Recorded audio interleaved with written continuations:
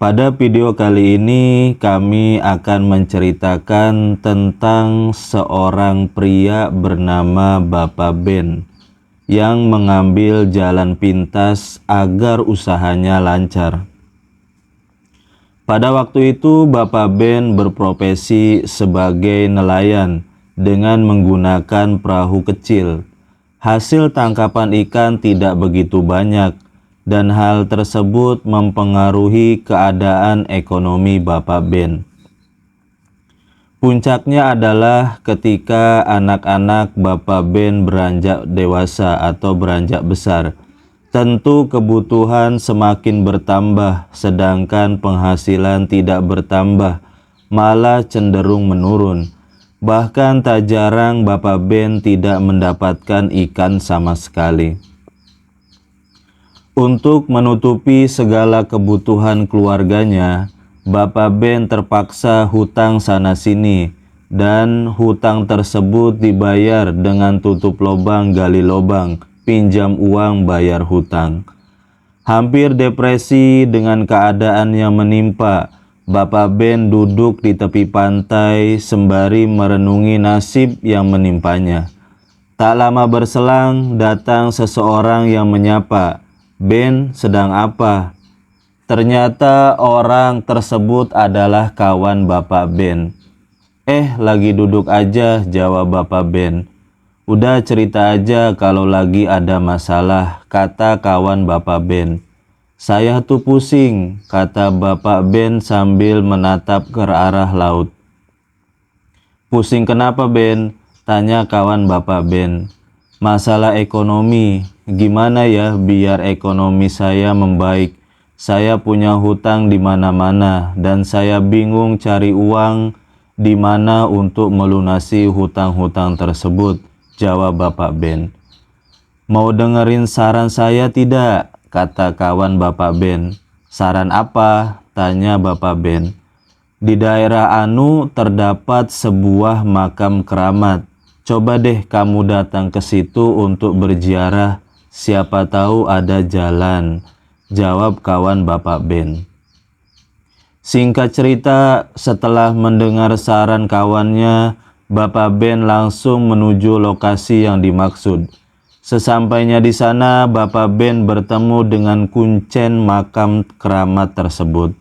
Lalu Bapak Ben menceritakan tujuannya datang ke makam keramat kepada sang kuncen. Singkat cerita, sang kuncen berkata, "Ya sudah, kamu menginap di sini selama 3 hari 3 malam.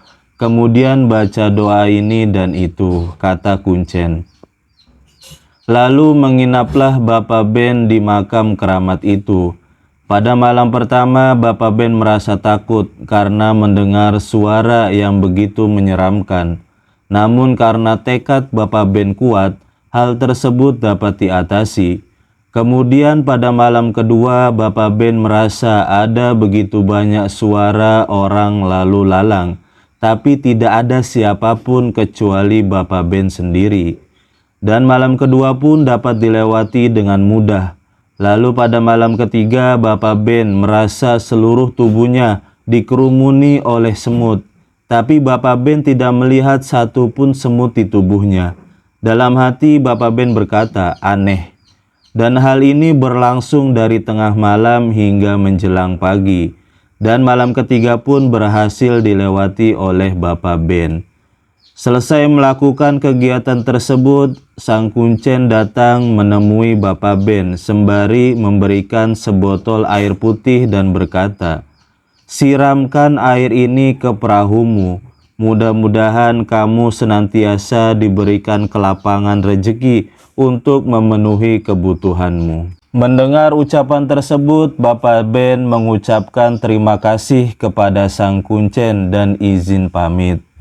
Singkat cerita, disiramkanlah air pemberian sang kuncen ke perahu.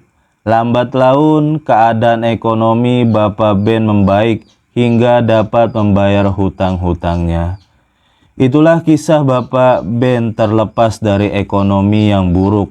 Setelah ekonominya membaik, Bapak Ben senantiasa bersedekah dan senantiasa memohon ampunan kepada Allah Subhanahu wa Ta'ala. Mudah-mudahan kisah ini ada manfaatnya, dan mudah-mudahan kita selalu diberi rezeki yang berkah dan berlimpah oleh Allah Subhanahu wa Ta'ala. Amin. Setiap ada masalah yang kita hadapi, sebaiknya kita hanya meminta bantuan dan pertolongan kepada Allah Subhanahu wa Ta'ala, dan semoga kita selalu dalam lindungan Allah Subhanahu wa Ta'ala. Amin. Terima kasih.